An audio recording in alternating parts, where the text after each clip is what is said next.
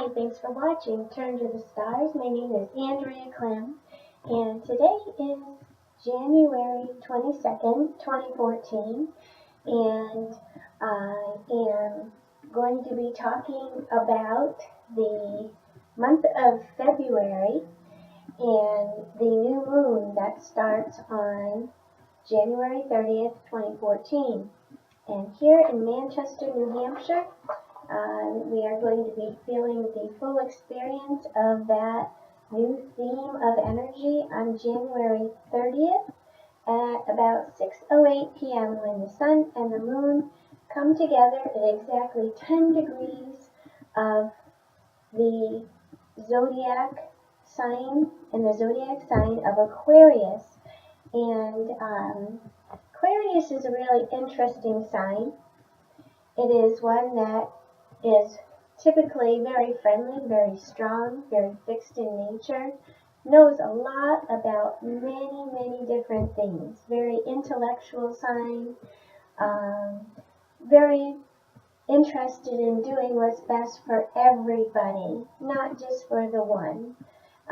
Typically Aquarians are born not really for themselves, but for everyone. And so it's very difficult for the Aquarian to keep that light around them. And it is a very cold time of year, the sign of Aquarius. But what I do want to say about Aquarians is that they are typically very brilliant people, very smart. They typically are not quitters. And so this new moon in Aquarius does sort of bring in this picture of, or an influence, at exactly 10 degrees of Aquarius, we have this Sabian symbol that provides a little bit further insight into the sign.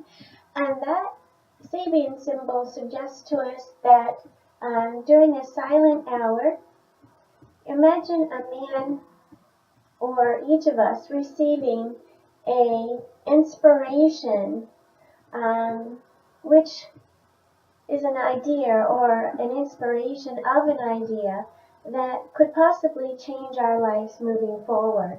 So there is that sort of influence very much present with us right around the time of January 30th. And a new moon is when the sun and the moon actually come together, these two bodies in our solar system. And to us here on Earth, it creates that theme or that inspiration that there's something new beginning in our lives. And this particular new moon does suggest to us all that we are at a turning point. And that is because of, we've all been on this path of a very transformational path.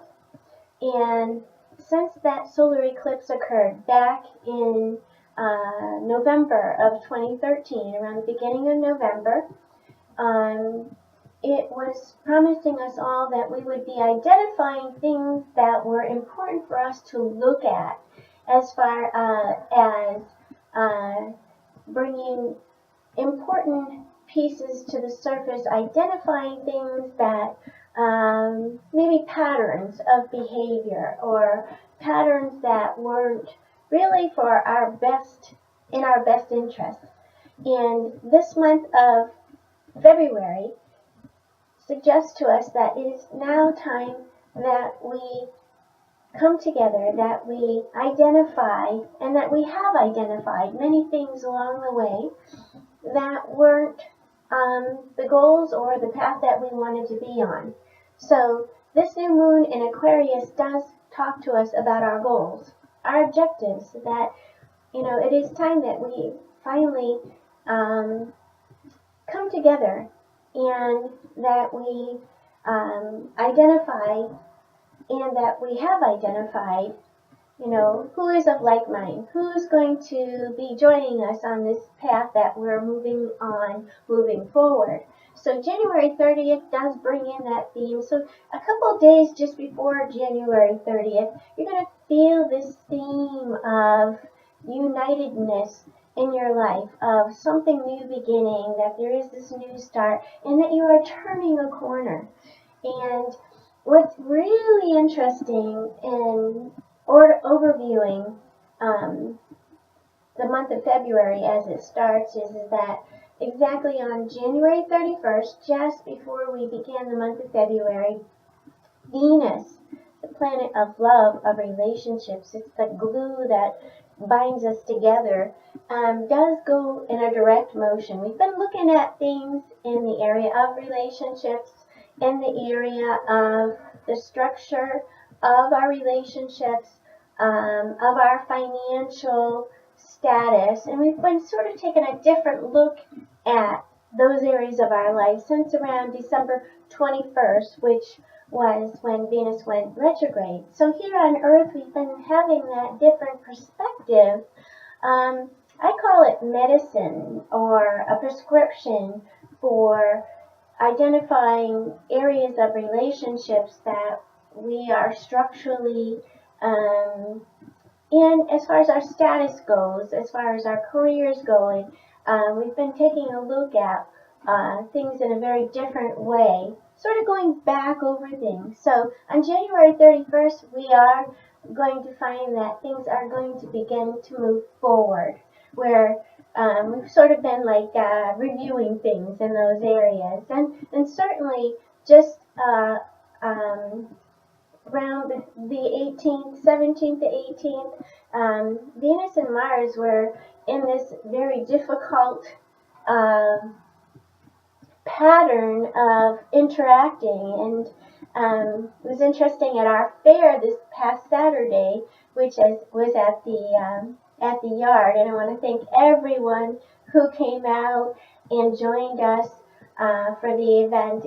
Even though it snowed later on in the morning, we had a tremendous turnout, and so thank you everyone for your continued support and growth. We're beginning our 4th year of these holistic fairs, so we certainly were appreciative to see everyone, especially with the snow coming down outside. However, Mars, as I was talking about to everyone that I saw that day, Mars, which is the planet that rules over activities, actions, desires, being in the sign of Libra, which is sort of inspiring us all to be very active and finding some sense of balance in our personal relationships, taking action to negotiate, to mediate, to, uphold our end of the relationships in our life. Well, that planet was not interacting well with Venus, and these planets are both on either side of the Earth. They're very close to us. I mean, we have the closest body really is the moon, but as the Earth moves, the moon is very close to us, but Mars is on one side and Venus is on the other, so they are a very strong influence to us in our everyday personal lives. So Venus is saying, Venus's energy is inspiring us all to take a look at our careers, the things that we're responsible for, and Mars in Libra is inspiring us to take action in ways that are harmonious to everybody involved. So if you've got these two planets, the way I described it on Saturday, they're sort of like not talking nicely to each other.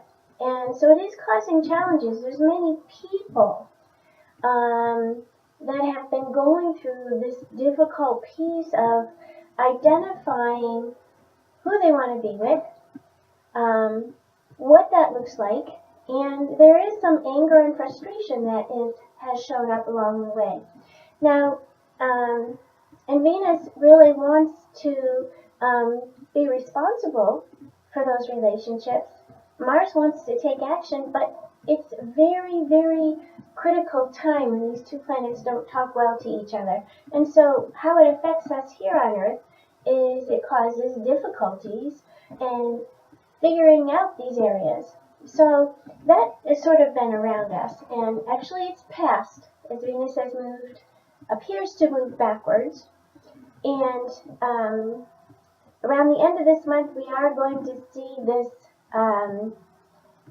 this cardinal T-square that I've talked about in the past, which is really forcing us all to look at how we can change, how we can restructure our lives, how we can nurture these things along the way.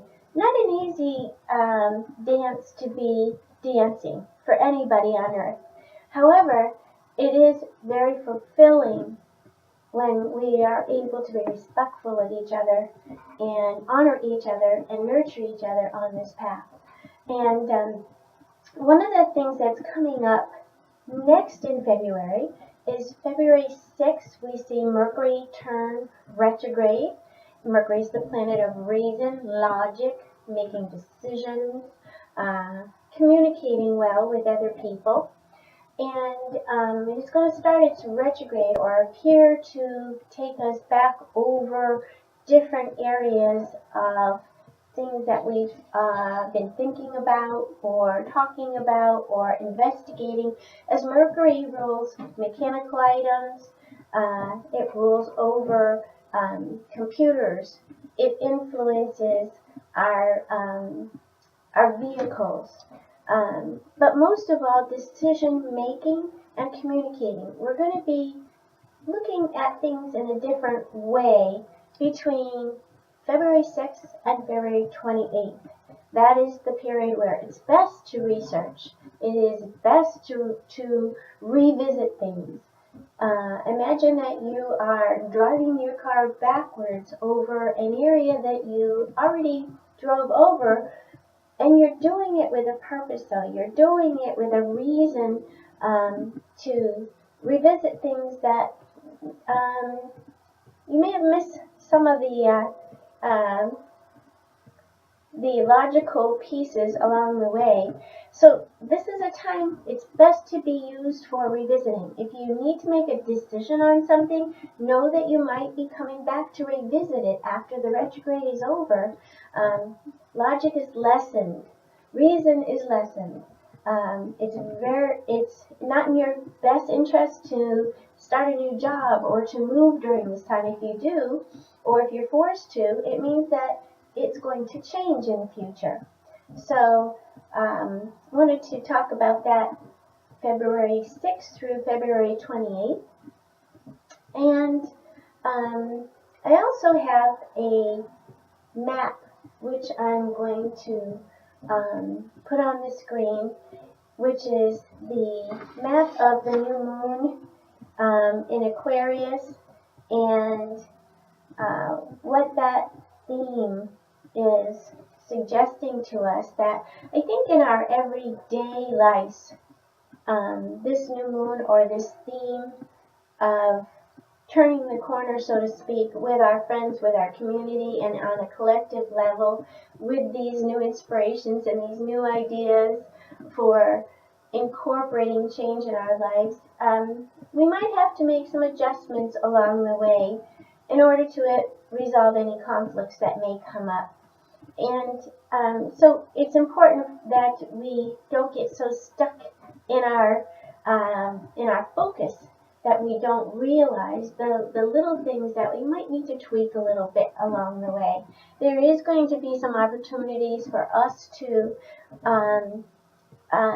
sort of tap into our higher consciousness, for us to tap into that person inside us that wants to sort of rebel against the status quo, and to understand that our inner freedom, there will be opportunities for us to have these times. And it's important to have those periods of time where you're independent and you're free to express your ideas, or to talk about some of the things on a personal level that you are needing to identify, so that you can continue on that path of actively, let's say, I hate to use the word change all the time, but identifying areas that you're sort of waking up to different areas or different parts of yourself that are important. So, you know, that T-square, cardinal T-square I talked about earlier is none of us have any choice but to accept these changes. None of us have any choice but to sort of move with this period of time where it's important to look at the things that maybe we've been angry about in the past, or that we haven't been able to be independent from. And if it's coming up with a good reason. And this cardinal T-square is about our actions and about our motivations. And so it's really important. If there's something that's slowing you down in your life, it's actually a very good thing. If it's asking for your attention, it's a very good thing. And if you're having a delay, it's a very good thing. So I would encourage you to look at those areas of your life, to go back over those things, especially while Mercury's retrograde from February 6th to February 28th. It really is medicine for the mind. Mercury retrograde provides that prescription of knowledge, of information that we missed the first time going on this path. The next really big event that astrologically that we're going to experience is on Valentine's Day, February 14th. So the week leading up to February 14th, which is the full moon in Leo, which is at exactly 26 degrees of Leo. And it really does bring to light that it's time to accept and to follow through on the new inspirations and change, really looking at changing those old behavioral patterns, those old patterns that we've sort of gotten stuck in.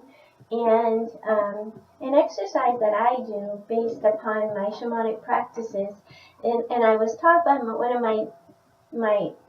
my teachers was, if you're stuck in these old patterns, one way to put out to the universe, or to let the world around you know that you're ready to accept that it is time to move on from that old pattern, is to go outside, find yourself a stick if you can in the snow, and on that stick is a piece of hard, it's wood, it's something that has grown, sort of like the patterns in your life. Take it and just sort of sit with it for a minute and imbue the energy of what you would like to change in your life, the pattern you'd like to change, and break it over your knee. You're letting yourself know you're doing an activity that suggests to the world and to the universe and to the world that surrounds you that you're ready to accept, you're ready to move forward with making these changes in your life and for doing what's best for everybody. And forward movement is always good.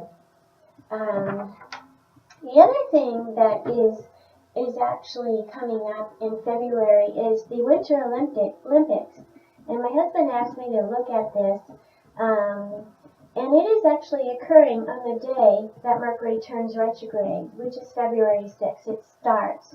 And that's in Sochi, Russia. And so with Mercury retrograde, I do think that there may be some delays in some of the activities, or some redirecting in some of the activities, maybe some confusion or mix-ups in certain schedules. That's very typical during Mercury retrograde, and I do think that anything that gets redirected based upon some of the difficulties that they've experienced over there will be in the best interest of everyone. So that was one of the things I wanted to say about it. I didn't really study it too deeply, but being that it takes place during the Mercury retrograde, You may see that some of the results or some of the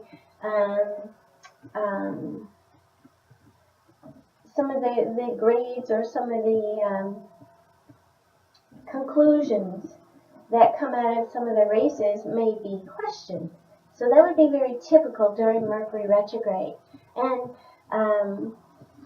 so I wanted to mention that. And the next event that we see happening in February is February 28th, Mars, the planet of action, the planet of movement that rules over our movement, and us being able to actively go after what we desire. Because it's in Libra, first off, let's talk a little bit further about Mars and Libra, because all of this year, 2014, not all of it, but most of this year till fall, Mars is going to be moving through this sign. So it is an important year for relationships of all types. Business relationships, the most personal relationships in our lives. And Mars in Libra is inspiring us all to take the action that brings peace and harmony back into our lives, to take the action to spend the time negotiating peaceful resolutions. And so what's going to happen on that day, we're going to spend up till May, around the end of May, May 20th exactly, taking a different look at these areas of our lives that we're actively involved, the relationships that we're actively involved in. And that's not only personal, but business, personal, the relationships that are the closest to us, those are the ones that we're going to be looking at, or it's in our best interest to find ways to find peace and harmony. And so I would encourage everyone to go slow in these areas, because relationships matter very much, and feelings matter very much. And as Mars inspires us to all take a different look at how we're acting, how where we're wanting to move forward between the end of February 28th through about May 20th, it would be in our best interest to take a second look at these things. Consider how you might be able to make some adjustments. Imagine, in any relationship, if you're on, I always think about Libra energy as we're on a seesaw, like at a park. You're on a seesaw. This relationship has two people involved. If one person is not upholding their end of the relationship, it puts all the responsibility on the other person, and that's not a relationship. That's a one-sided relationship. So we want to take a look at those things. That's really where we'll find that we're working with the influence of these planets as they influence us here on Earth. As you heard me talk about on last week's show, the topic was, why does astrology work? And the reason why astrology works is because it is the natural order of things. Here we are on Earth, and these bodies, other planetary influences around us, inspire different things. And when you look at a birth chart, when you look at somebody's life map, which is their birth chart, what they came here to actively and to live out and to grow with, or there's birth charts show people's talents. It shows where their challenges may be. It shows where their gifts are. It shows what they carried forward from other lifetimes. So in the natural order of things, we're all influenced personally by the people in our lives. And just like Earth is influenced by the planets around it, and as Earth moves, as the other planets move, things change. are ever changing, ever evolving. And so one of the things that I do when I work with people personally with their astrology birth charts is I look at how can we manage, what's the best thing, or where's the concentration right now. And I always look at how, what is the best possible scenario of how we can manage that.